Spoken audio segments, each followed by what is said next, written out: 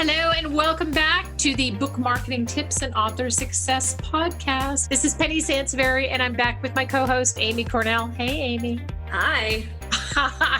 So this is the second part of the three-part Goodreads series. And today, Amy is going to be our grand tour guide. She's going to give us a tour of connecting with groups, readers, and other authors.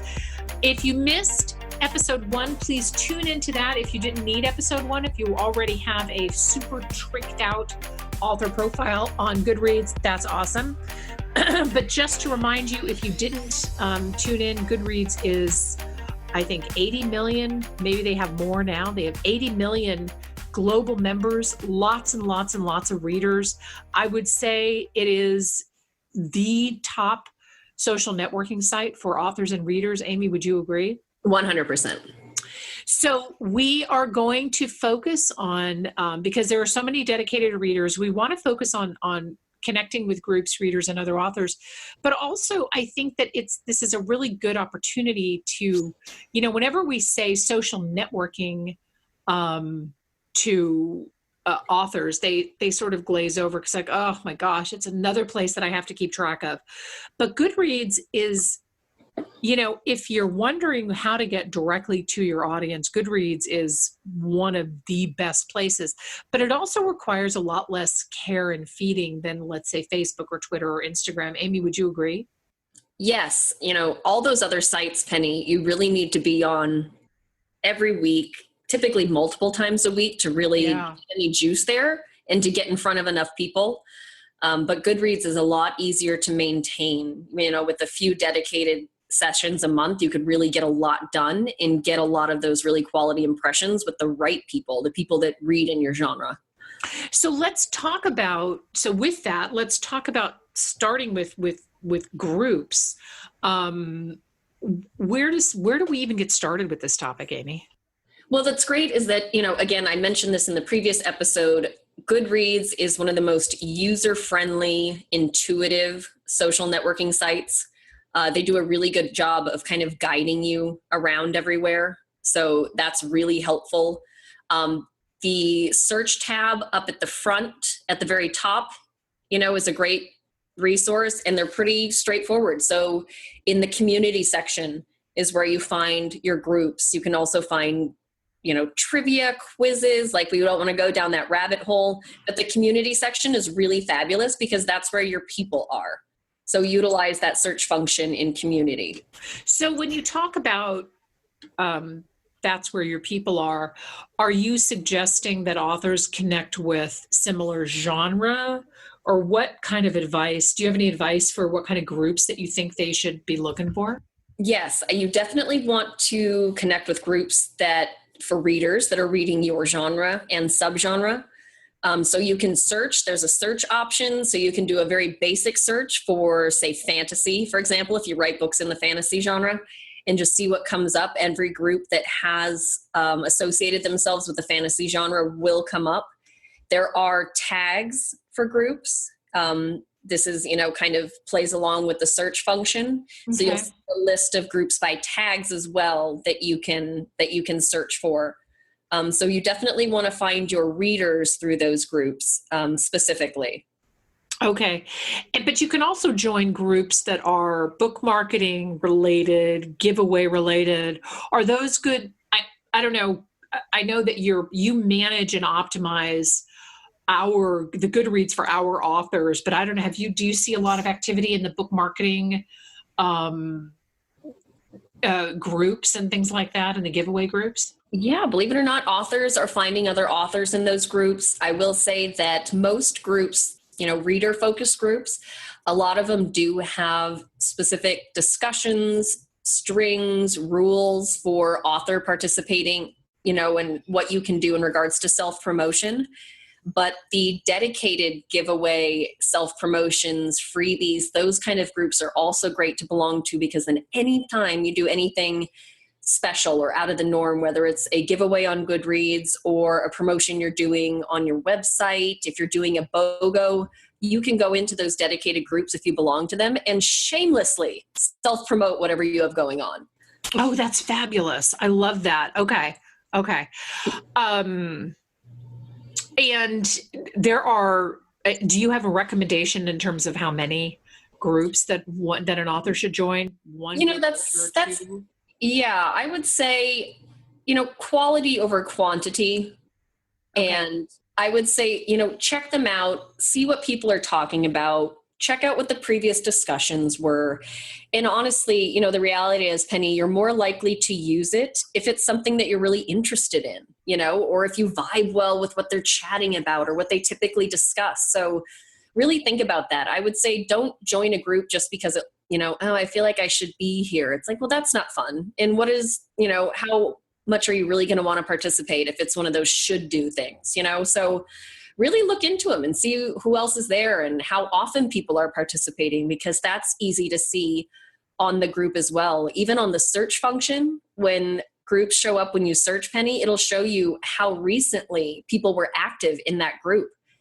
So some may came up, like even right now I'm looking at one and there's a bunch of groups on here that were active minutes ago. And some say they were active a week ago. So that's also something to consider. If you're going to pop onto Goodreads a few times a month or once a week, joining groups that are active regularly are going to make it easier to find discussions that you want to participate in. Oh, that's fantastic. But now one of the things, because what I led with in this discussion was that Goodreads is the number one social networking site for authors and in particular in readers. So talk us through rather, how can an author connect with readers and find more, obviously the goal is find more readers for their book, find more readers for their book, sorry. Yes, no, get involved in the discussions. One, you definitely want to be adding valuable, feedback, asking questions, things like that. Because people they check each other out. When you're in a great discussion with a handful of people, you click through and you look at their pages and their profiles and you kind of get to know the people that you interact with on a regular basis. And so, like we discussed in the previous episode, you get your profile up and going, you make sure that it speaks to your personality, you make sure everything that's unique about you and your brand are represented there.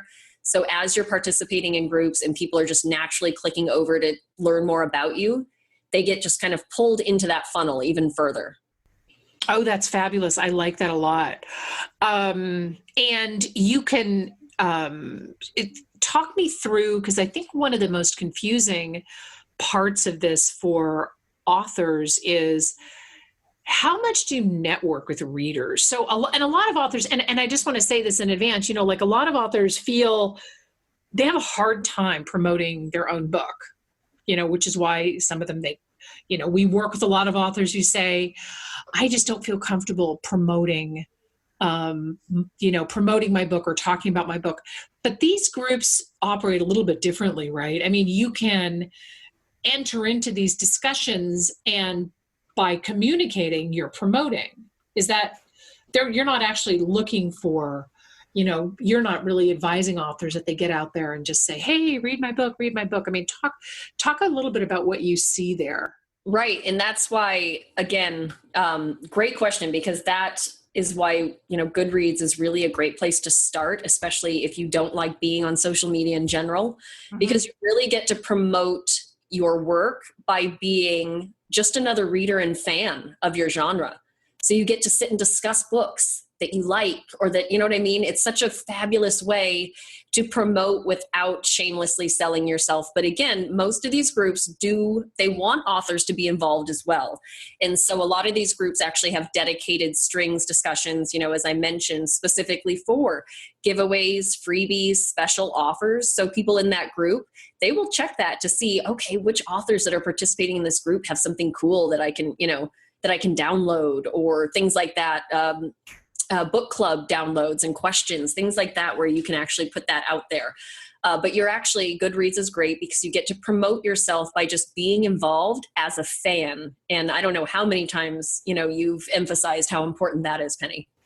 Well, yeah. I mean, I think that you need to be a fan of your genre, and that's the biggest, that's the biggest thing. And it's funny because, I've had conversations with authors that I've said, oh my gosh, I'm, who are in my genre that I'm just such a huge fan of. And every time they launch a book, I'm, right at the starting gate when they're launching, buying a copy of the book. And I would love to be able to, connect with them in these groups. And I think that, these readers feel the same way. In fact, Goodreads did a study, which is a lot of what, which prompted a lot of different webinars that I teach. But Goodreads did a study a number of years ago and found that the number one thing that readers want to do when they get to the end of a book is connect with the author.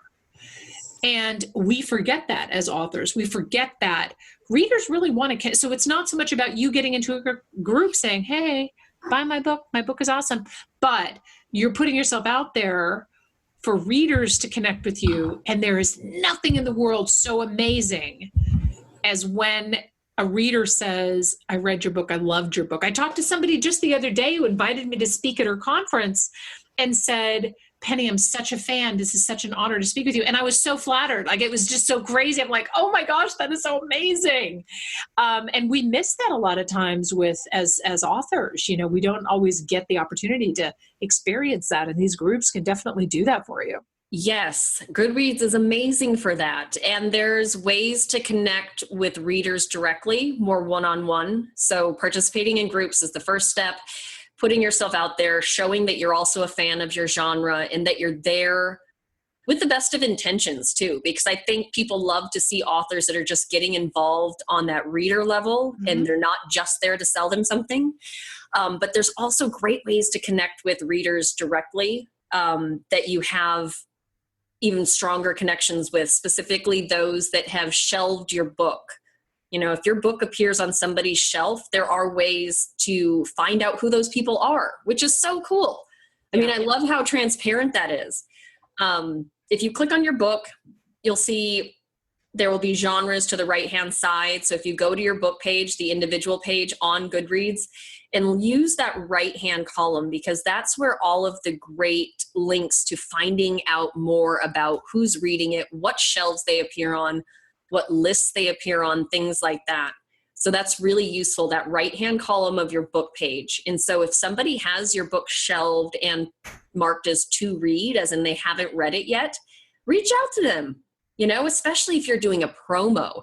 I mean, how brilliant is that? If you have a limited time discount promo going on, and then to go see who has shelved your book that hasn't bought it or read it yet, maybe that's a really great opportunity to reach out to some of those people and say, hey, I saw that you have my book shelved. I'm so honored. I really hope you get a chance to read it. Right now, it's actually, there is a discount running right now. So if you haven't done it yet, the trick with that is just being really personable. Don't send people templated messages, because if it's personal, people don't mind that you're excited about your book if they don't feel they're being, spammed.